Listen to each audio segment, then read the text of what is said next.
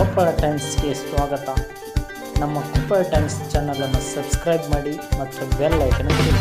ನಾವು ಮಾಡುವ ವಿಡಿಯೋ ನಿಮಗೆ ಬರುತ್ತದೆ. ಸ್ಪರ್ಧಾತ್ಮಕ ಪರೀಕ್ಷೆಗಳಲ್ಲಿ ಕನ್ನಡ ಭಾಷೆಯಲ್ಲಿ ಬರೆಯಲು ಅವಕಾಶ ಸಿಗುತ್ತಿಲ್ಲ. ಪ್ರಿಲಿಮ್ಸ್ ಮಾತ್ರ ಕನ್ನಡದಲ್ಲಿ ಬರೆಯಬಹುದು. ಅದರ ನಂತರ ಪರೀಕ್ಷೆ ಕನ್ನಡ ಭಾಷೆಯಲ್ಲಿ ಬರೆಯಲು ಅವಕಾಶ ಇಲ್ಲ ಎಂದು ಚಲನಚಿತ್ರ ನಿರ್ದೇಶಕ ಟಿ.ಎಸ್. ನಾಗಭರನ್ ಹೇಳಿದರು. ಸಂವಿಧಾನದಲ್ಲಿ ಭಾಷಾವಾರು ಅವಕಾಶ ಕಲ್ಪಿಸುವುದಿಲ್ಲವೋ ಅಲ್ಲಿವರೆಗೆ ಈ ತಾರತಮ್ಯ ಇರುತ್ತದೆ ಎಂದು ಹೇಳಿದರು. ಇನ್ನು ಕನ್ನಡ ಭಾಷೆ ಬಗ್ಗೆ ಏನೇನು ಮಾತನಾಡಿದರು ಎಂದು ನೋಡೋಣ ಬನ್ನಿ. ಮುಂದೆ ನಿಮಗೆ ಇದು ಅರ್ಥ ಆಗುತ್ತೆ. ಸ್ಪರ್ಧಾತ್ಮಕ ಪರೀಕ್ಷೆಗಳನ್ನು ನಡೆಸ್ತಾರೆ. ಆದರೆ ಸ್ಪರ್ಧಾತ್ಮಕ ಪರೀಕ್ಷೆಗಳು ಯಾವುವು ಕನ್ನಡ ಭಾಷೆಯಲ್ಲಿ ನಡೆಯಲ್ಲ. ಕನ್ನಡದಲ್ಲಿ ಬರೀಬೇಕು ಅಂದ್ರೆ ಪ್ರಿಲಿಮ್ಸ್ ಮಾತ್ರ ಬರೀಲಿಕ್ಕೆ ಸಾಧ್ಯವೇ ಹೊರತು ಅದರ ನಂತರದ ಪರೀಕ್ಷೆಗಳನ್ನು ಬರೆಯೋಕೆ ಸಾಧ್ಯ ಇಲ್ಲ. ಹಾಗಾದ್ರೆ ಭಾಷೆಗೆ ಸಮಾನ ಹಕ್ಕು ಎಲ್ಲಿ ಸಿಕ್ತು? ಶಿಕ್ಷಣಕ್ಕೆ ಸಮಾನ ಹಕ್ಕು ಎಲ್ಲಿ ಸಿಕ್ತು? ಸಮಾನ ಅವಕಾಶಗಳು ಎಲ್ಲಿ ಸಿಕ್ತು? ಸಂವಿಧಾನದಲ್ಲಿ, ಮೂಲ ಸಂವಿಧಾನದಲ್ಲಿ ಇರುವ ಈ ಕೊರತೆಯನ್ನ ಗಮನಿಸಬೇಕು. ಎಲ್ಲಿಯವರೆಗೆ ಭಾರತ ತನ್ನ ಸಂವಿಧಾನದಲ್ಲಿ ಭಾಷಾವಾರು ಸದಾವಕಾಶಗಳನ್ನು ಕಲ್ಪಿಸಿಕೊಳ್ಳುವುದಿಲ್ಲವೋ ಅಲ್ಲಿಯವರೆಗೂ ಈ ತಾರತಮ್ಯ ಇರ್ತದೆ. ಸಂವಿಧಾನದಲ್ಲಿ ಕೇವಲ 15 ವರ್ಷಗಳು ಮಾತ್ರ ಇಂಗ್ಲಿಷನ್ನ ಸಂವಹನ ಭಾಷೆಯಾಗಿ ಬಳಸಬೇಕು, ಅದರ ನಂತರ ಆಯಾ ರಾಜ್ಯ ಭಾಷೆಗಳನ್ನು ಬಳಸಬೇಕು ಅಂತ ಇತ್ತು. ಇವಾಗ ಎಷ್ಟು ವರ್ಷ ಸ್ವಾತಂತ್ರ್ಯ ಬಂದು? ಎಷ್ಟು ವರ್ಷ ಈಗ? ಎಷ್ಟು? ನೋಡಿದ್ರ 77. ಹಾಗಾದ್ರೆ ಇನ್ನು ಎಲ್ಲಿದ್ದೇವೆ? ನಮ್ಮ ಹಕ್ಕುಗಳಿಗಾಗಿ ನಾವು ಪರದಾಡ್ತಾ ಇದ್ದೇವೆ. ಕೇಂದ್ರದಲ್ಲಿ ಯಾವುದೇ ಸರ್ಕಾರ ಬರಲಿ, ರಾಜ್ಯದಲ್ಲಿ ಯಾವುದೇ ಸರ್ಕಾರ ಬರಲಿ, ಭಾಷಾವಾರು ಸಂಹಿತೆಗಳನ್ನು ಮಾಡಲ್ಲ. ಭಾಷೆಗೆ ಬೇಕಾದಂತಹ ಸವಲತ್ತುಗಳನ್ನು ಕೊಡಲ್ಲ. ಕಾರಣ ಯಾಕೆ? ಎಲ್ಲ ಖಾಸಗಿ ಶಾಲೆಗಳು ಇಲ್ಲ ಒಬ್ಬ MLA ಇರುತ್ತೆ, ಇಲ್ಲ ಒಬ್ಬ MP ಇರುತ್ತೆ, ಇಲ್ಲ ಒಬ್ಬ ಮಿನಿಸ್ಟರ್ ಇರುತ್ತೆ. ಹೌದಾ ಅಲ್ವಾ? ಅವರು ಇವುಗಳನ್ನು ಆಗೋದಕ್ಕೆ ಬಿಡಲ್ಲ. ಸಮಗ್ರ ಕನ್ನಡ ಭಾಷಾ ಅಭಿವೃದ್ಧಿ ವಿಧೇಯಕ 2022ರಲ್ಲಿ ನಾವು ಒಂದು ವಿಧೇಯಕವನ್ನು ಮಂಡಿಸಿದ್ದೇನೆ. ನಾನು ಕನ್ನಡ ಅಭಿವೃದ್ಧಿ ಪ್ರಾಧಿಕಾರದಲ್ಲಿದ್ದಾಗ ಅಧ್ಯಕ್ಷನಾಗಿ. ಅದ್ಭುತವಾದ ವಿಧೇಯಕ. ಅದರ ಎಲ್ಲವೂ ರೂಲ್ಸ್ ಆದರೆ ಇವತ್ತು ಕನ್ನಡ ಭಾಷೆಯ, ಕನ್ನಡ ಶಾಲೆಯ ಎಲ್ಲ ಶಾಲೆಗಳಿಗೆ ಸವಲತ್ತು ಸಿಗುವಂತ ಅದ್ಭುತವಾದ ಕಾರ್ಯ ಆಗುತ್ತೆ. ಆದರೆ ಅದನ್ನ ಮಾಡೋಲ್ಲ. ಅದನ್ನು ಮೂಲೆಯಲ್ಲಿ ಇಟ್ಕೊಂಡಿದ್ದಾರೆ. 2 ವರ್ಷ ಆಗಿದೆ. ಇಂತಹ ಪರಿಸ್ಥಿತಿಯಲ್ಲಿದ್ದೇವೆ ನಾವು. ಈ ಪರಿಸ್ಥಿತಿಯನ್ನು ಗಮನಿಸಿ, ಈ ಪರಿಸರವನ್ನು ಗಮನಿಸಿ, ಶಿಕ್ಷಣ ವಿನೋದ್ ಕರ್ತವ್ಯ. ಅದೇ ಕರ್ತವ್ಯ ಅಂತ ಹೆಸರು ನನಗೆ ಗೊತ್ತಿಲ್ಲ. ವಿನೋದ್ ಕರ್ತವ್ಯವನ್ನ ತನ್ನ ಹೆಸರಿನಲ್ಲಿ ಜೋಡಿಸಿಕೊಂಡಿರುವ ಒಂದು ತಂಡ ಇವತ್ತು ಶಿಕ್ಷಣ ಹಬ್ಬವನ್ನು ಆಚರಿಸ್ತಾ ಇದೆ. 6 ವರ್ಷಗಳಿಂದ ಆಚರಿಸ್ತಾ ಇದೆ. ನಿಮ್ಮನ್ನೆಲ್ಲರನ್ನ ಕರೀತಾ ಇದೆ ಅಂದ್ರೆ ನಿಜವಾಗಿಯೂ ಕೂಡ ಇಡೀ ಕರ್ನಾಟಕ ಅವರಿಗೆ ಆಭಾರಿಯಾಗಬೇಕು. ಎಲ್ರಿಗೂ ಹೇಳೋದು ಸುಲಭ, ಬಹಳ ಬೇಗ ಚೆನ್ನಾಗಿ ಹೇಳ್ತಾ ಇರ್ತೀವಿ. ಇದು ಮಾಡಿಬಿಡ್ಬೇಕು, ಇದು ಆಗಿಬಿಡ್ಬೇಕು ಅಂತ. ಅದನ್ನು ಮಾಡೋದು ಕಷ್ಟ. ಇವತ್ತು ವಿದ್ಯಾರ್ಥಿ ಕೇಂದ್ರಿತವಾದ ಶಿಕ್ಷಣ ನಡೀತಾ ಇರುವಾಗ ಈ ವಿದ್ಯಾರ್ಥಿ ಕೇಂದ್ರಿತ ಶಿಕ್ಷಣದಲ್ಲಿ ಬಹುಮುಖ್ಯವಾಗಿ ಆಗಬೇಕಾದಂತಹ ಬದಲಾವಣೆಗಳನ್ನ ಯಾವ ಸರ್ಕಾರವೂ ಸರಿಯಾಗಿ ಮಾಡಿಲ್ಲ. ಮೊದಲು ಒಂದು ಪರಂಪರೆ ಇತ್ತು. ಭಾರತಕ್ಕೆ ಶಿಕ್ಷಣ ಪರಂಪರೆಯೇ ಬೇರೆ. ಆ ಶಿಕ್ಷಣ ಪರಂಪರೆಯನ್ನು ಬದಲಾಯಿಸಿದ್ದು ಮೆಕಾಲೆ ಬಂದ ಮೇಲೆ. ಮೆಕಾಲೆ ಸಿಸ್ಟಮ್ ಶಿಕ್ಷಣ ಪರಂಪರೆ. ಎಲ್ಲರಿಗೂ ಶಿಕ್ಷಣ ಸಿಗಬೇಕು, ನಿಜ. ಸರ್ವ ಶಿಕ್ಷಣ ಅಭಿಯಾನವಾಗಬೇಕು, ನಿಜ. ಹೇಗಾಗಬೇಕು ಅನ್ನೋದಿಲ್ಲ. ಭಾರತೀಯ ಪರಂಪರೆಯಲ್ಲಿ ಗುರು ಶಿಷ್ಯ ಪರಂಪರೆ ಇತ್ತು. ಯಾವ ಗುರು ತನ್ನ ಶಿಷ್ಯರನ್ನ ತಾನು ಆರಿಸಿಕೊಂಡು ಅವರನ್ನ ತಿದ್ದುತ್ತಾ ಹೋಗ್ತಾ ಇದ್ದ, ಹಾಗೂ ಶಿಷ್ಯರು ಆ ಗುರುಗಳನ್ನೇ ಹುಡುಕೊಂಡು ಹೋಗ್ತಾ ಇದ್ರು. ಇಲ್ಲದ್ರೆ ಕಾರಣ ಅಶ್ವತ್ಥಾಮನ್ನು ಹುಡುಕಬೇಕಾಗ್ತಿರಲಿಲ್ಲ. ಶಿಕ್ಷಣ ಫೌಂಡೇಶನ್ನ ರೂವಾರಿ ಶಿಕ್ಷಣ ಹಬ್ಬದ ಕಾರ್ಯಕ್ರಮದಲ್ಲಿ ವಿನೋದ್ ಕರ್ತವ್ಯ ಅವರು ಮಾತನಾಡಿದ್ದಾರೆ. ಏನು ಹೇಳಿದ್ದಾರೆ ನೋಡೋಣ ಬನ್ನಿ. ಅಲ್ಲಿಂದ ಬರಕ್ಕಾಗುತ್ತಾ? ಬರ್ಬೇಕಾದ್ರೆ ಗಾರ್ಬೇಜ್ ನಿಮ್ಗೆ? ಮತ್ತೆ ಇದನ್ನೆಲ್ಲ ಯಾಕೆ ಶುರು ಮಾಡೋದು? ಮಾಡ್ತೀರಾ? ಮಾಡ್ಬೇಕಂದ್ರೆ ನೀವು ಮಾಡತಕ್ಕಂಥ ಒಂದೇ ಒಂದು ಕೆಲಸ ಸಾಕು.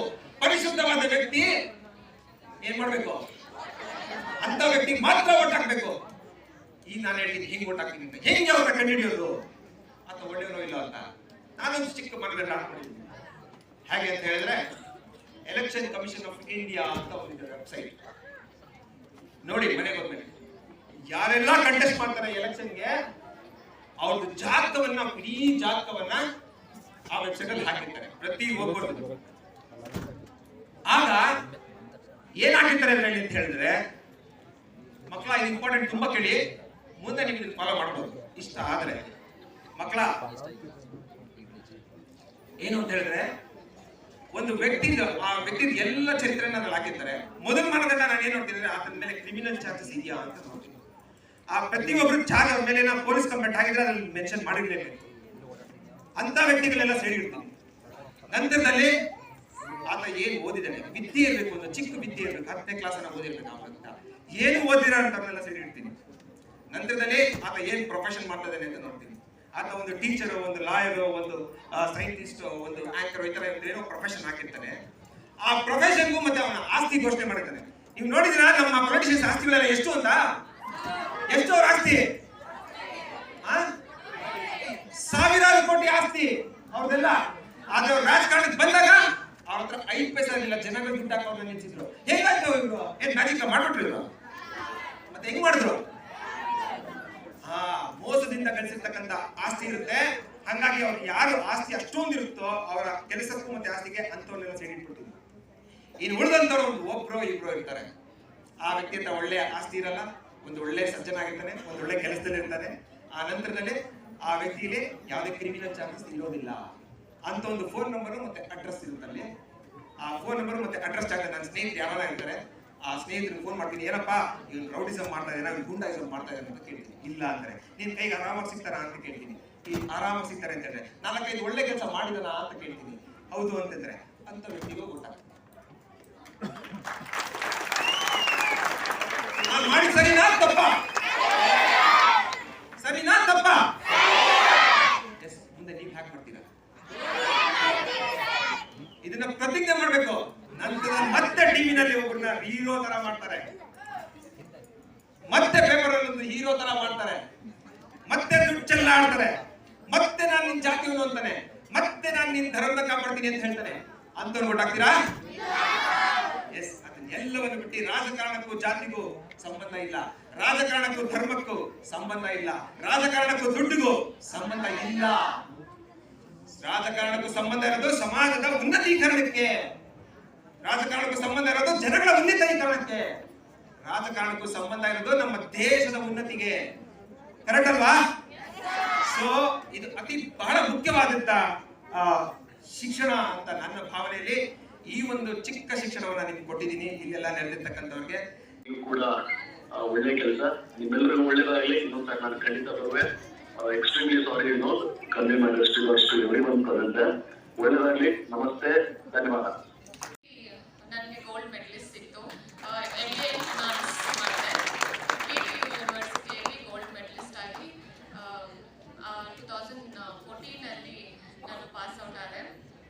ಆಗ ನಾನು ಸುಮಾರು ಕಂಪ್ನೀಸ್ ಇಂಟರ್ವ್ಯೂ ಮಾಡಿದ್ದೆ, ಗೋಲ್ಡ್ಮನ್ ಸ್ಯಾಕ್ಸ್ ಆಗಲಿ, EY ಆಗಲಿ, and I got cleared also. But ನನಗೆ ಈ ಪ್ರೈವೇಟ್ ಕನ್ಸರ್ನ್ಸಲ್ಲಿ ಕೆಲಸ ಮಾಡಬೇಕು ಅಂತ ಫಸ್ಟಿಂದನೂ ಇರಲಿಲ್ಲ.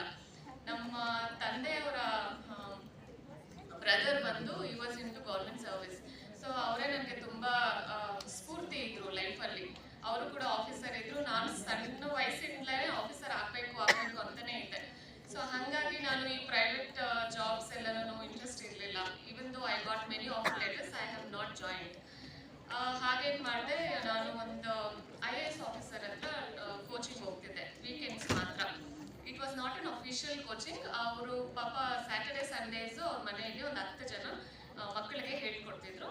ಆಗ ಹೋಗ್ತಿದ್ದೆ. ಆಗ ಈ 2016 ನೋಟಿಫಿಕೇಶನ್ ಆಯಿತು ನಮ್ಮದು. ಅದು ಅವರು MBA finance, ICWA and CA ಈ ಕಾಮರ್ಸ್ ಆ್ಯಂಡ್ ಅಕೌಂಟಿಂಗ್ ಸ್ಪೆಷಲೈಸ್ಡ್ ಇರೋ ಮಕ್ಕಳಿಗೆ ಮಾತ್ರ ಕರೆದ್ರು. ಅದು ಕೂಡ assistant controller years post, which was earlier KS under ಇತ್ತು. KS ಎವ್ರಿ ಇಯರ್ ಆಗ್ತಾ ಇರಲಿಲ್ಲ. ಹಾಗಾಗಿ ನಮ್ಮ Karnataka state audit and accounting ಡಿಪಾರ್ಟ್ಮೆಂಟ್ಗೆ ಅವಶ್ಯಕತೆ ಇತ್ತು, ಸುಮಾರು ಹುದ್ದೆಗಳು ಖಾಲಿ ಇತ್ತು. ಹಾಗಾಗಿ ಇವರು KPSC ಮುಖಾಂತರನೇ in the same standard of KS ನಮ್ಮ ಎಕ್ಸಾಮ್ನ ಕಾಲ್ ಮಾಡಿದ್ರು.